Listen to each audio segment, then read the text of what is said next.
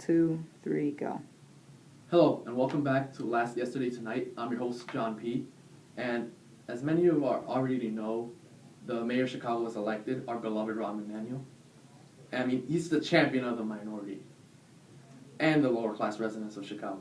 Rahm is just so beloved by the people that there's just selfies circling all over the internet of people like you and me taking selfies with Rahm. Let's have a look. Oh, yeah, that can't be good. Wow, that's not good for his campaign at all. The photograph has a caption saying, quote, "The mayor of Chicago, Rahm Emanuel, came by my job. Still can't stand this motherfucker, though." End quote. I mean, if that wasn't bad enough, the man who took the selfie assured us that while Rahm purchased a $7 drink, he only tipped them, get this, 37 cents. Wow. I mean, no wonder he just looks so sad in this picture. I mean, just broke college students at the bar tip way more than Rahm. Wow. A lot of people say Rahm does look like the Grinch of the working class, but, I mean, I don't see it. Okay, I can see why. Yeah, they do kind of look alike. Alright, yeah, but, I mean, they don't act the... Okay, yeah, he did tip him 37 cents.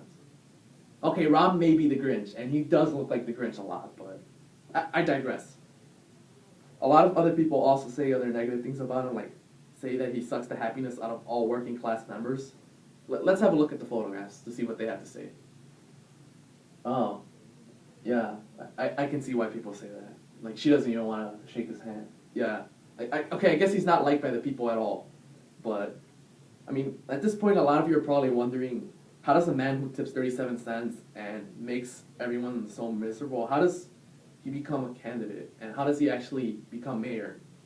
Well, one of the ways is through gentrification. What is gentrification? Well, the term itself was coined in 1964 by a British sociologist named Ruth Glass, and it refers to the alterations that she observed when it was the displacement of the working class of London. And I mean, in Chicago, the term can be used to describe the taking over of Starbucks everywhere and the migration of young white people wearing moccasins, because, I mean, nothing says I appreciate your culture quite as much as wearing the shoes that your ancestors wore while they took the other people's land. I mean, yeah, but on a serious note though, America, as these young, well-educated white people move into traditionally impoverished and Hispanic communities, the people that were originally living in these areas, they just become displaced.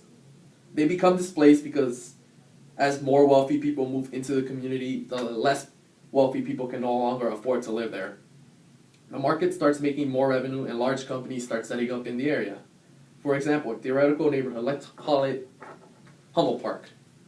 I mean, it just has it has a lot of influx of hipsters, and they love Starbucks.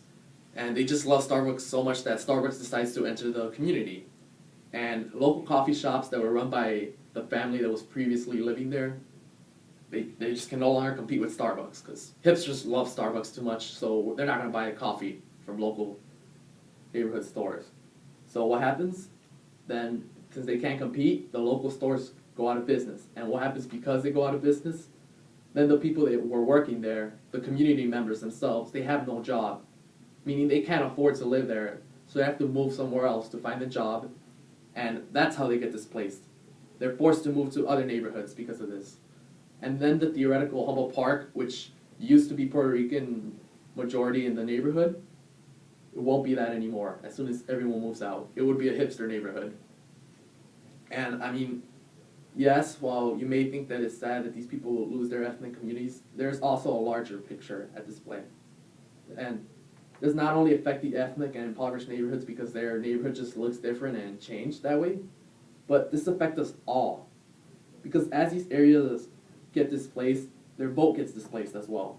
Each district chooses their representatives to represent them, but with the influx of all these hipsters moving in and all these white people in the community, the vote caters to the white folk more than the Hispanic or African Americans, which usually they're just a group whose voices are usually traditionally not heard as well.